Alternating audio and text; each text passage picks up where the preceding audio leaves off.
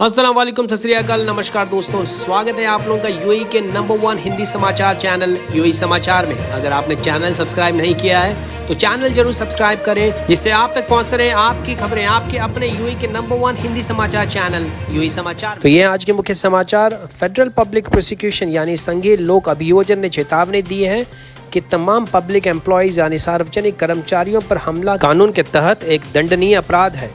अपने social media accounts पर आज पोस्ट किए गए एक जागरूकता वीडियो में फेडरल पब्लिक प्रोसिक्यूशन ने जोर देकर कहा कि फेडरल पैनल कोड के अनुच्छेद 248 के तहत कोई भी व्यक्ति जो किसी लोक सेवक यानी पब्लिक सर्वेंट के खिलाफ बल, हिंसा या धमकी का उपयोग करता है या एक सार्वजनिक सेवा के साथ सौंपा गया व्यक्ति गैर कानूनी रूप से उसे अपने किसी भी कर्तव्य को निभाने या छोड़ने के लिए बाध्य करने के लिए मजबूर करता है, भले ही वो अपने मकसद में कामयाब नहीं हो। और यदि ऐसा कोई व्यक्ति अपने उद्देश्य तक पहुंचता है तो उसके लिए उसको हो सकती है 1 साल की सजा। दुबई की रोड एंड ट्रांसपोर्ट अथॉरिटी ने अनाउंस किया है कि वो ग्लोबल विलेज के लिए 4 नई बस रूट्स की शुरुआत करने जा रहा है 2020 और 2021 के सीजन के लिए। के तहत ये 4 रूट हैं। रूट नंबर 102 जो कि चालू होगा राशिदिया मेट्रो स्टेशन से, रूट नंबर 103 शुरू होगा यूनियन मेट्रो स्टेशन से, रूट 104 की शुरुआत होगी अल गुबैबा बस स्टेशन और रूट नंबर 106 शुरू होगा मॉल ऑफ द एमिरेट्स के मेट्रो स्टेशन से। इसके अलावा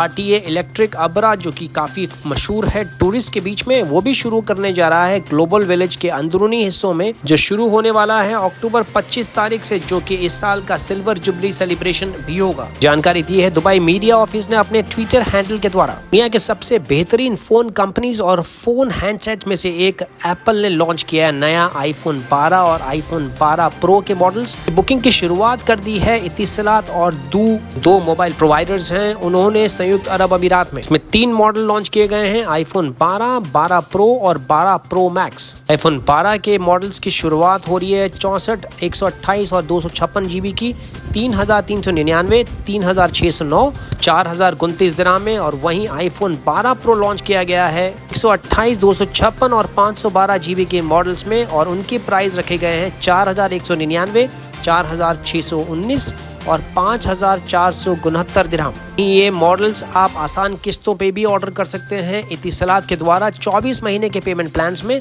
और जिनकी शुरुआत है 169 दिरहम प्रति महीना 64 GB के मॉडल्स में। अलावा 128 और 256 GB के प्राइसेस हैं पर मंथली इंस्टॉलमेंट में 169 और 200 दिरहम। अगर पहली बार आईफोन 12 प्रो जो कि 6.1 इंच की स्क्रीन के साथ आया है, ट्रिपल कैमरा सेटअप, और ये सारे के सारे फोन 5G उपयुक्त हैं।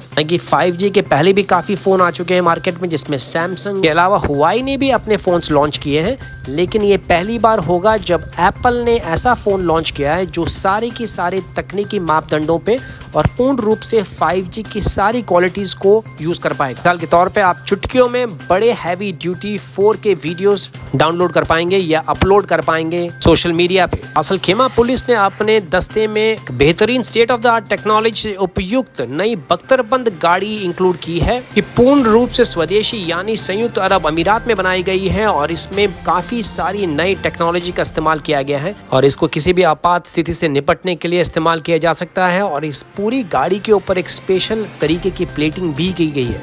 ये जानकारी दी है मेजर जनरल अली अब्दुल्ला बिन अलवान अल नोइमी, जो कि कमांडर इन चीफ है रासल खेमा पुलिस के। मई महीने से लेकर अक्टूबर 1 तारीख के बीच में शारजा पुलिस ने 22,000 लोगों को मुखालफे दिए हैं कोविड-19 के सेफ्टी यानी एहतियाती कदम न मानने के स्वरूप शारजा के अलग अलग इलाकों में मौजूद वर्कर्स एकोमोडेशंस में। ये जानकारी दी है ब्रिगेडियर डॉक्टर अहमद सईद अल नऊर, जो कि डायरेक्टर जनरल है सेंट्रल ऑपरेशंस के शारजा पुलिस में। इसके अलावा चेयरमैन भी है executive committee for emergency crisis और डिजास्टर मैनेजमेंट के शारजा अमीरात में। उन्होंने कहा केवल 6,959 वायलेशंस यानी उल्लंघन रिपोर्ट किए गए शारजा के अलग अलग इंडस्ट्रियल इलाकों से। अपनी मुहिम के तहत शारजा पुलिस ने तकरीबन 1,70,000 लीफलेट्स यानी पैम्पलेट्स भी अलग अलग भाषाओं में छपा के तमाम इलाकों में बांटे भी है, जिससे लोगों के अंदर जागरूकता फैले कोरोना महामारी के एहतियाती कदम उठाने के लिए। दुबई में मौजूद एक व्यवसायी समूह जो कि प्राइवेट एविएशन यानी कि निजी विमानन, आभूषण और हीरो यानी डायमंड इंडस्ट्रीज में पहले से ही एक्टिव है, वो इजराइल की तीसरी सबसे बड़ी एयरलाइन इजरायल में बोली लगाने जा रहा है। ये कंपनी है एनवाई कोहेन समूह, जो कि यूक्रेनी व्यवसायी नाइम कोहेन द्वारा स्थापित की गई थी।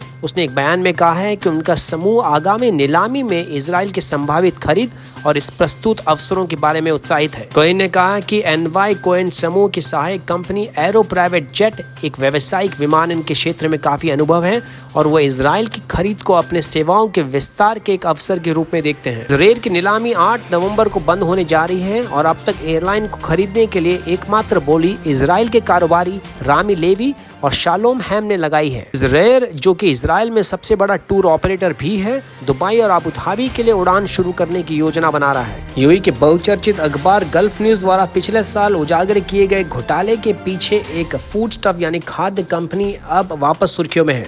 अजमानसित Soha Arif food stuff trading को दुबई की एक अदालत ने आदेश दिए हैं कि वो भारत में निर्यात करने वाली कंपनी माधव इम्पैक्स को 4,70,000 से अधिक दिरहाम का भुगतान करे, और वो भी 15 दिन के अंदर। भारत की इस एक्सपोर्ट कंपनी की पैरवी करने वाली एडवोकेट शौक अल कथीरी ने कहा, उन्होंने सोहा आरिफ खाद्य पदार्थों के खिलाफ निष्पादन यानी कि एग्जीक्यूशन प्रक्रिया शुरू कर दी है, क्योंकि इसके मालिक अदालत के सम्मन का जवाब देने में विफल रही हैं और स्थानीय समाचार पत्रों में प्रकाशित नोटिस ने उन्हें 15 दिन के भीतर अदालत के आदेश का पालन करने के लिए कहा है। भारत के गुजरात में स्थित माधव इम्पैक्स ने पिछले साल अगस्त में सोहा आरिफ को $1 लाख यानी 3,67,300 दिरहाम मूल्य के प्याज के 12 कंटेनरों की आपूर्ति की थी। बाद इस कंपनी ने 24 घंटे के अंदर भुगतान का वादा किया था, लेकिन उन्हें कभी भुगतान नहीं मिला। ऐसे ही करीबन 50 से भी ज्यादा निर्यातकों को इस तरीके से चुना लगाया गया जो सोहा आरिफ के स्वामित्व में थे। मालिक मियां जारेब और H&M MZ global world wide उनके बड़े भाई चौधरी आरिफ हयात कंबो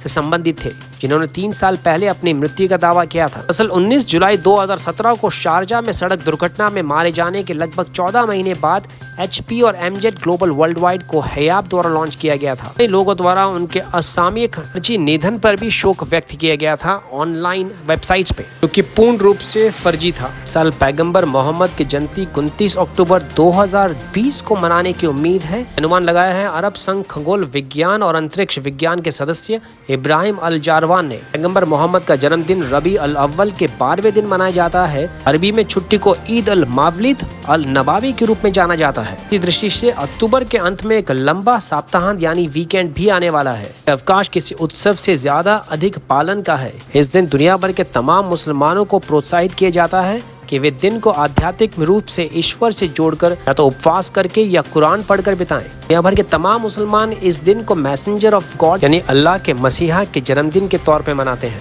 बहरीन की नेशनलिटी पासपोर्ट और रेसिडेंस अफेयर्स यानी NPR ने अनाउंस किया है कि जितने भी विजिट वीजाज हैं सबकी मियाद यानी कि वैलिडिटी बढ़ा दी गई है 21 जनवरी 2021 तक, बिना किसी फाइन या बिना किसी एक्स्ट्रा फीस के। महामारी के चलते ये पूरा फैसला लिया गया है, जिससे कि लोगों को समय मिलेगा अपने वीजा का स्टेटस चेंज करने के लिए। समाचार, अगर आपने चैनल सब्सक्राइब नहीं किया है दोस्तों तो प्लीज चैनल सब्सक्राइब करें, घंटी जरूर बजाएं, जिससे आप तक पहुंचे यूएई के तमाम बड़े समाचार सबसे तेज और सबसे पहले। यदि आपको किसी भी किस्म की वीजा की आवश्यकता है, चाहे वो 1 महीने की हो या 3 महीने की, तो आप डिस्क्रिप्शन बॉक्स में दिए गए या स्क्रीन पे आ रहे व्हाट्सएप नंबर से भी संपर्क कर सकते हैं। अलावा अगर आप कंपनी फॉर्मेशन करना चाहते हैं यानी नई कंपनी बनाना चाहते हैं दुबई में, चाहे वो प्रोफेशनल लाइसेंस हो या ट्रेडिंग लाइसेंस, उसके लिए भी आप हमारी सेवाएं ले सकते हैं। इसमें कंपनी का नाम रिजर्व करने से लेकर पूरी कंपनी की फॉर्मेशन तक सारी फॉर्मेलिटीज, इसमें एक रिलायबल यानी विश्वसनीय एमिराती स्पॉन्सर की सारी सर्विसेज, ऑफिस या बिना ऑफिस के साथ अगर आपको वर्चुअल कंपनी फॉर्मेशन भी करनी है तो वो भी मुमकिन है, वो भी सबसे कम दरों पर। इसके लिए भी आप नीचे डिस्क्रिप्शन बॉक्स में दिए गए नंबर पे संपर्क कर सकते हैं। इसी के साथ मैं विजय चौधरी लेता हूँ आपसे इजाजत। मैं मिलूंगा कल नए ताजा समाचारों के साथ। तब तक रखें अपना ख्याल। सत श्री अकाल, मां सलामा, शबा खैर, नमस्कार।